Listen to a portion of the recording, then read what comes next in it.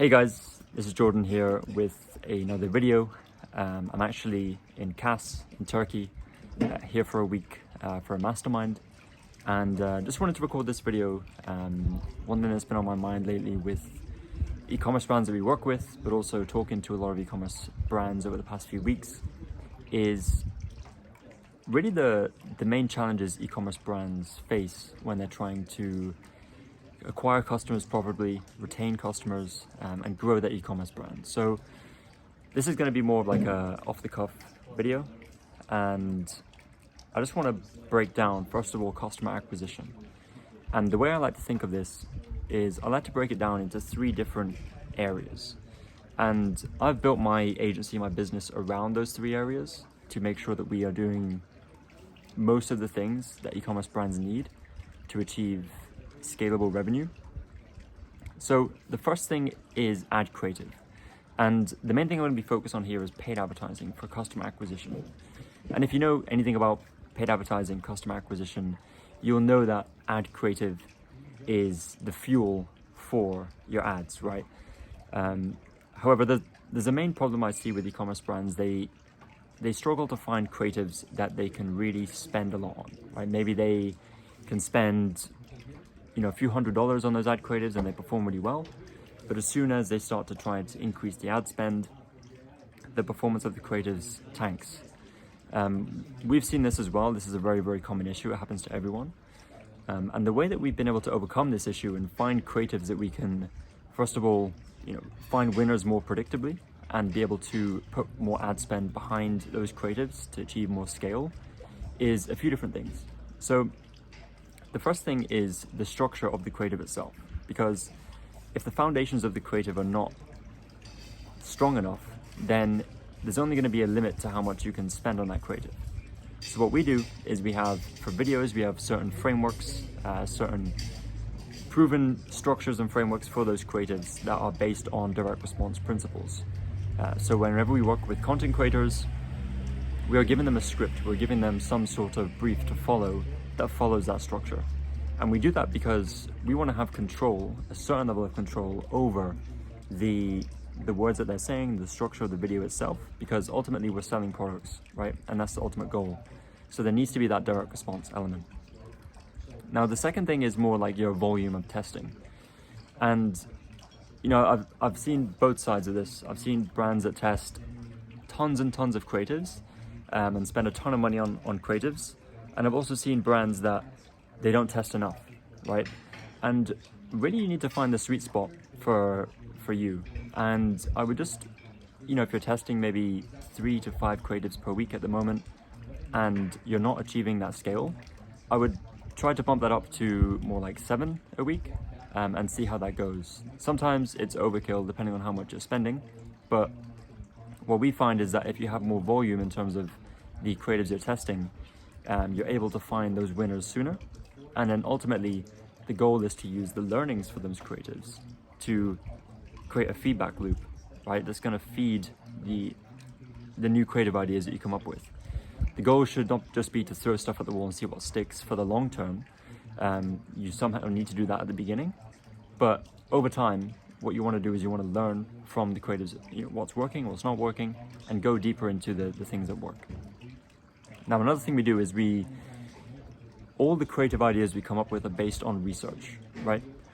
We want to understand what are the pain points, what are the problems, what are the desires of our customer, and we create our ads and our angles around those, right? So we will map out maybe 3 to 5 core angles for our customer persona, and then we'll go deep into each one of those angles when we find something that works. Now, the way that we find these angles through our research is a few different areas. So the first one being we're looking at our own customer reviews, like what are our customers saying about our products, what are the common themes that we're seeing there, and we're also looking at competitors, right? So competitor reviews, competitor ads, we're looking at what's working for them, what are their customers saying, what are they happy with, what are they unhappy with about the product. And to go a step further, we also look at brands on Amazon, right? So if you have competitors on Amazon, you can go to the reviews on Amazon, you can look at the best reviews, the worst reviews, and you can see what are customers saying about the product that they love, what maybe that they don't like, maybe solutions that they tried in the past that never actually worked. So you can gather a lot of information from there. Another way to gather very important information about your customers is on forums like Reddit and Quora. You might have specific forums related to your brand and customer type specifically. And what you want to do is you want to search for topics on those forums that are related to the products and the problems that you're solving. And you want to read through those forums and read what people are saying. And that is another source of very, very valuable information, because people talk openly about their experiences there with other products, other solutions, and you'll be able to gather a lot of information.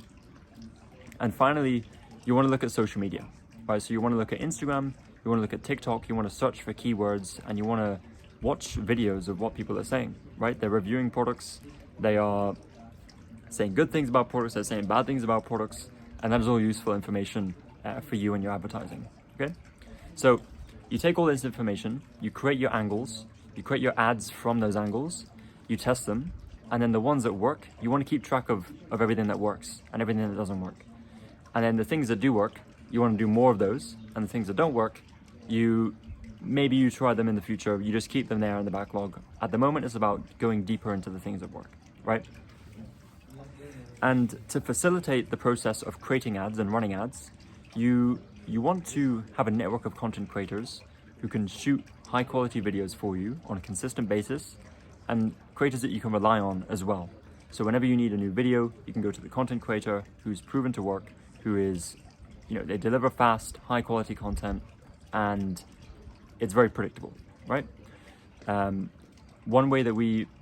method that we've used to find these content creators, probably the best method, is backstage.com. So go to backstage.com, you can post a job, and you will get applicants for your role for the content creator that you need. So that is the first bucket of creative. The second thing is actually the management of the ads themselves. Now, a lot of people say media buying is dead.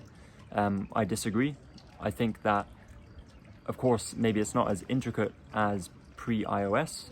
Like a lot of the focus is on the ad creative, but you still need to be making the right decisions at the right time.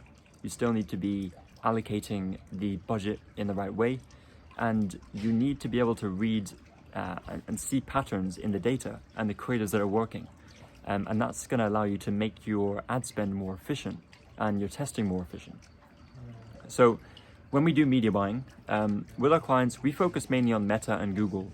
We do some TikTok and some other platforms, but Meta and Google, like the audience and the scale, is big enough.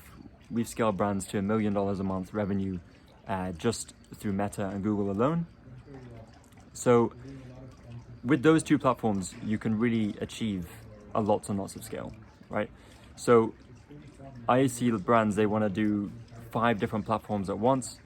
I would recommend you focus more on maybe 2 platforms, and it's just more achievable, right? You have more focus, there's less things to look at, and you can just focus on making things work there. So the media buying structures we have on Meta, for example, is super, super simple. And it's all about account simplification.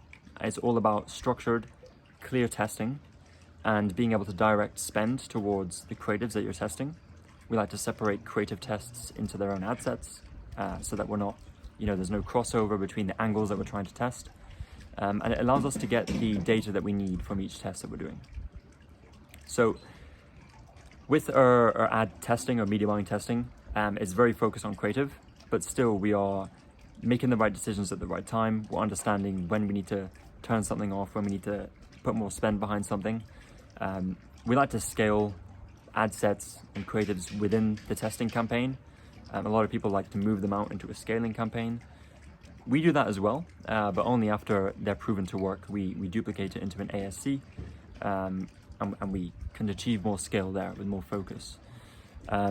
Google is similar as well. It depends on the brand, depends on the competition for keywords. But even like Performance Max, even YouTube Shorts, there's a lot of opportunity there, even if there's high competition with the type of product or brand that you have to achieve good performance. So that is the media buying.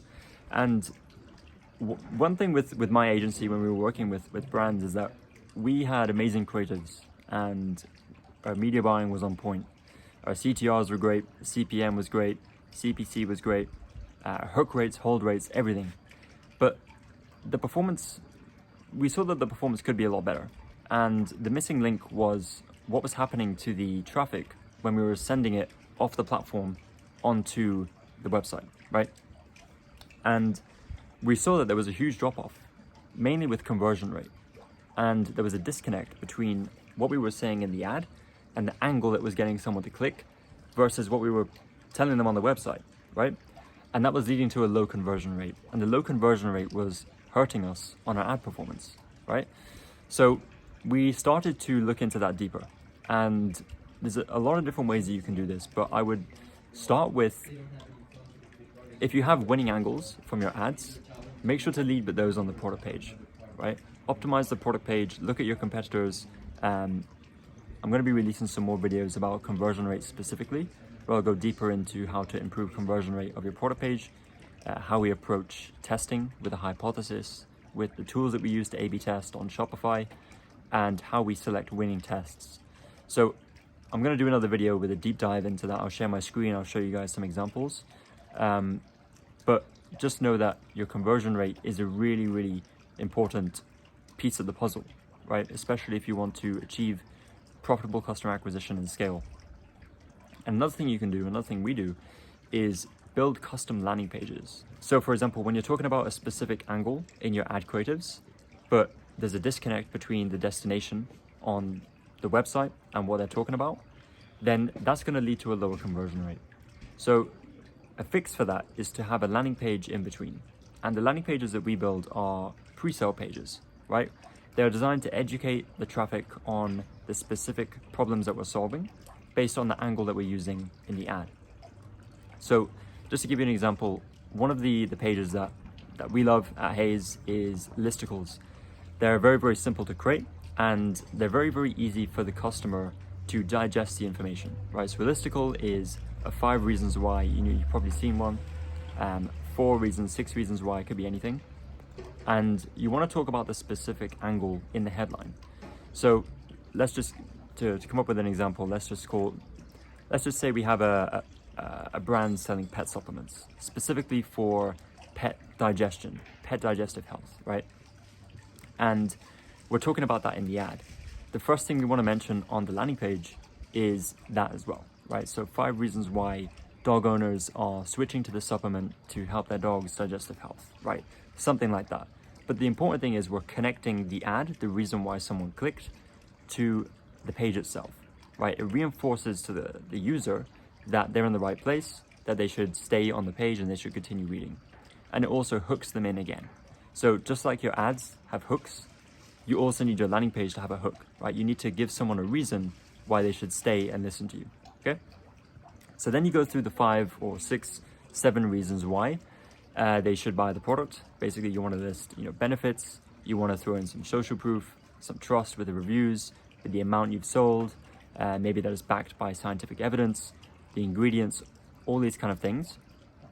You make it very short and simple, and then there's a button to click through to the product page to buy the product. So that is an example of a product. So that is an example of a landing page, a listicle that we use for our clients, and it works really, really well. And the cool thing is you can create multiple listicles with different angles depending on the ads that you're running, okay? So that's how I like to think about it. I like to think in terms of compartments. So just to recap, we have ad creative, we have media buying, and we have conversion rate optimization. And another part of conversion rate optimization is your average order value, right? So even if your conversion rate is really high, if your AOV, your average order value, is too low, that's another reason why potentially your ad performance is struggling. So there's other ways to increase your AOV through bundles, through quantity break offers, which are, you're basically giving a customer benefits for purchasing more of the same product. You can have upsells throughout the purchase process. I'm also going to do another video where I go deep into improving average order value and success cases that we've had with our clients. And that's how I think about it. Now, if you also want to go and think about retention and getting customers to purchase from you again, and purchase different products and spend more money with your business, then the main thing we do for that is email and SMS marketing. So email marketing, you want to have your main flows set up, of course, your welcome series, your browse abandonment, your cart abandonment, your checkout abandonment. You also want to have a post-purchase flow with different upsells. You want to have a sunset flow for those that are disengaged with your email list. And all these flows are going to help you recoup the customers who went to your website and never purchased, but also post-purchase, you want to have some upsell opportunities in there. And then on the side of campaigns, we like to send at least 3 campaigns per week for our clients, email campaigns, maybe 1 SMS per week as well. And all this is based on the engagement metrics that we're seeing from the campaigns that we're sending, right? If we see strong CTR, strong revenue metrics, then it's a good signal to us that we're sending a good amount. Maybe we could even send 4 per week. And if every email we're sending is generating us revenue, and there's no big tail drop off from the 3rd to the 4th email we're sending per week, then it's a good signal to us that we are sending a good amount of emails per week. As long as we're keeping the content fresh and we're not just pushing offers all the time, then I see that as a good way to stay in front of your customers, your potential customers, and convert more of them into buyers and sell them more products. So that is a little bit about retention. I wanted to keep this video brief as well. I didn't want to go too deep into the weeds. I could save that for another video where I can separate these out specifically. But yeah, that is it for today's video. I hope you found this helpful. Just to think in terms of compartments for your business and be able to focus on each one to improve your ad performance, to get your ROAS or your CPA to where it needs to be able to scale ad spend so that you are scaling your revenue and profit at the same time. And yeah, ultimately growing as a business. So that is it for today's video. If you have any questions, any comments, please leave them below. I look forward to seeing you guys soon in the next video. And yeah, please like, subscribe if you found this useful. And yeah, I'll see you in the next one. Thanks.